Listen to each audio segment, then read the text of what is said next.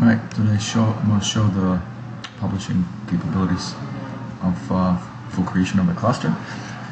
So basically, this is the ARM. We're going to publish from the ARM template, which is located inside of the infrastructure folder.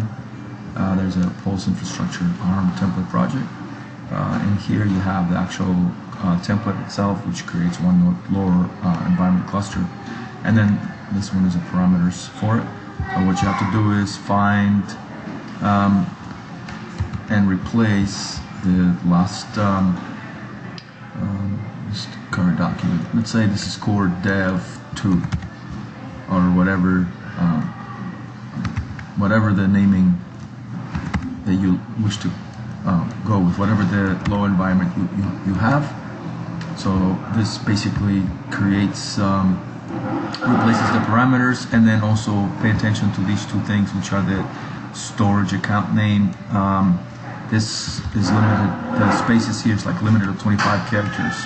So this could be really anything, but in this case I'm just going to replace to dev2, and that's it. Right click here and say deploy. It's make sure you deploy. You create a new resource group for it. It's advised so we can monitor it, and then actually we can clean it out when it's not needed anymore. So we're gonna create a new resource group once this works it out. It takes a second. All right, let's create a new resource group here. Create new dev. My test dev2 doesn't really matter, but this is something that we can monitor later. Okay, and say create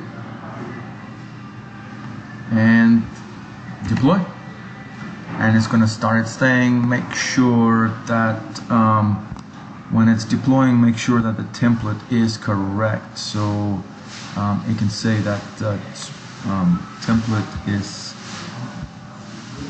successful. Also, you can see that there's only it's a one node cluster. You can tell that by looking here, number of instances equals to 1. Now this deployment itself, this process initialized okay, template is valid. That's another thing to look for. This initiates the deployment, but the deployment itself takes 20 something minutes because it needs to spin up the create resources and spin up the environments. So you can actually monitor the process by going here and going to the resource group where you actually created this. So this one, once it loads, you can see the deployment that's going in there, which mine was my test dev2 right here. And pay attention to the deployments that's going into here. You see one deployment over here. And you can see that it's already created some resources under this template resource group. So you can actually click on this deployment, and you can see what it has provisioned successfully and what is being provisioned. And if there's any errors, you can actually see very detailed errors related to what went wrong in the deployment. In this case, it's taking a second.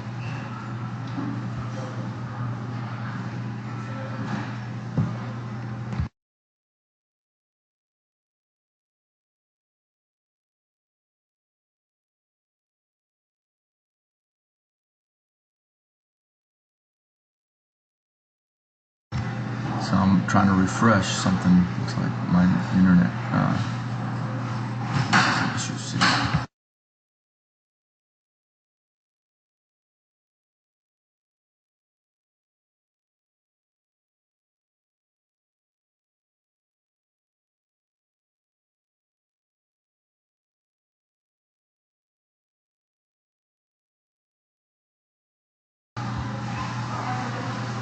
Okay, so looks like